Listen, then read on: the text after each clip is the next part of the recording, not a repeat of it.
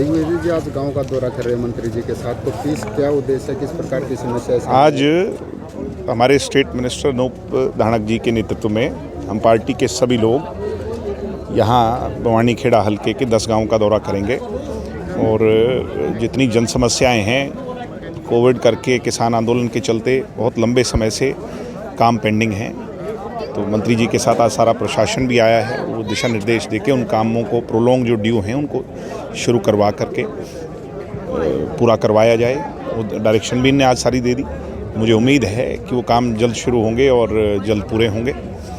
ये इलाका सदैव से ही युग पुरुष जननायक चौधरी देवीलाल जी का अपना घर रहा, गढ़ रहा। ये वो गांव हैं जिन्होंने सदैव हमें ताकत दी, तो हमारी ड्यूटी बनती भी है। हम पीछे तो रेगुलर आया करते, अब इस चक्कर में लंबे समय से आ नहीं पाए, तो आज सबसे मिलना जुलना हुआ और जो पेंडिंग काम है उनको आगे बढ़ाने। आपने कहा कि किसान आंदोलन के चलते आ नहीं पाए, तो किसान एक बार फिर उगर हैं। वो कह रहे हैं कि जो मांगे सरकार ने, केंद्र सरकार ने कहा था MSP, हम तो किसानों के साथ हैं। किसानों ने जो जिम्मेवारी हमारी लगाई सरकार से बात करने की, क्योंकि हमारे अधीन हमारे कोई कलम की ताकत से ना तो ये कानून बने थे, ना रद्द होने थे, ना हमारी इसमें वोट डली, मगर फिर भी जो बात केंद्र से करनी थी दुष्यंत जी ने समय रहते करी। परिणाम स्वरूप वो कानून तो आज रद्द हो गए। बाकी बची हुई जो बात है उसमें हरियाणा की बड़ी मांग ये थी कि हरियाणा में जो ये बने हैं केस मुकदमे लोगों पे, वो निरस्त हो जाएं। उस पे सरकार ने जारी कर दिया और वो वापस लेने के लिए उसका लिस्ट भी मंगा ली जो हैं। तो मेरे हिसाब से हरियाणा की जहाँ तक बात है, उससे कोई भी ऐसा मामला नहीं है जिससे कोई हरियाणा के किसान नाराज़ होंगे। कुछ मांगे जैसे दिल्ली में नहीं रद्द हुए मुकदमे, तो दिल्ली पुलिस को रद्द करने चाहिए, क्योंकि केंद्र की सरकार ने मान ली बात। और भी जो मांग है वो जल्द मान लेनी चाहिए। हम इस बात के सदैव पक्षधर रहे। आगे भी जो बात होगी उसकी मध्यस्थता करेंगे।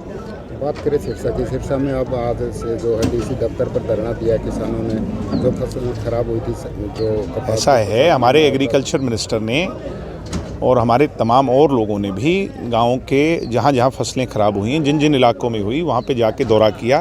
प्रशासन को भी इस बात के लिए कहा और हमारे मुख्यमंत्री उप मुख्यमंत्री ने भी इसके लिए डायरेक्शन दे दी।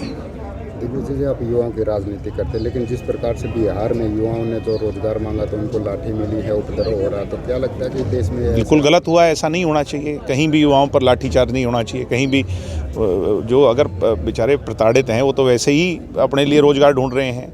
शिक्षित युवा सड़कों पर बेरोजगार घूम रहा है, उसके लिए तो हमें यहाँ कानून लागू करना पड़ा। इतना वो तो वैसे ही अपने लिए रोजगार ढूंढ रहे हैं। शिक्षित युवा सड़कों पर बेरोजगार घूम रहा है, उसके लिए तो हमें यहाँ कानून लागू करना पड़ा, इतना बड़ा कानून 75% का। तो ऐसा ही उनको भी कोई कानून बनाने चाहिए, या जो रेलवे है उसको देखना चाहिए भाई क्यों वो इतना लंबा ड्यू है, नहीं होना चाहिए। आपने 75% का कानून बना, बावजूद इसके जो नौकरियां, सरकारी नौकरियां, परीक्षा हैं, उन पर सवाल उठ रहा है। लगता नहीं कि बिहार ऐसा है जी, हमारे सरकार के इस 2.5 साल के जिम्मेवार हम हैं। इसमें जो कोई भी आगे आने वाले समय के अंदर, चाहे प्राइवेट सेक्टर में, एक बहुत बड़ा रोज़गार हम दिलवाएंगे। अगले 2.5 साल जो बचे हैं उनमें इस बात की हमारी जिम्मेवारी है।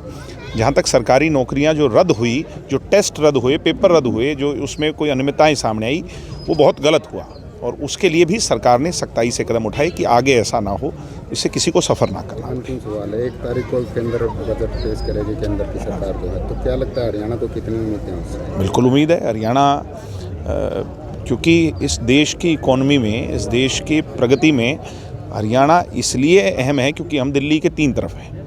हमारे यहाँ पर इंडस्ट्रीज़ हो, चाहे हमारा स्पोर्ट्स है। आज हमने कितने मेडल जीते हिंदुस्तान ने।